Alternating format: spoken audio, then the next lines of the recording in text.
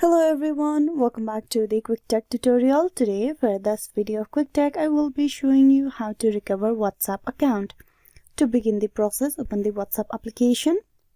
On the home page, tap on Agree and Continue. Now to recover it, you will need to provide your WhatsApp account phone number. Tap on the drop-down menu in the country and choose a country code or the region. After that, you need to provide the phone number. You must provide the same phone number that you have used during your account creation. Type in that number over here and then tap on Next. You enter the phone number. Is this okay? Tap on OK if that's the correct number. Now a 6-digit code will be sent to your number. The code will be automatically detected. There you can see. And just with that, you will be moved forward to the another process. Here you just tap on Continue. Allow WhatsApp to access your contact. Allow WhatsApp to access photo, media, file on your device. Tap on Allow.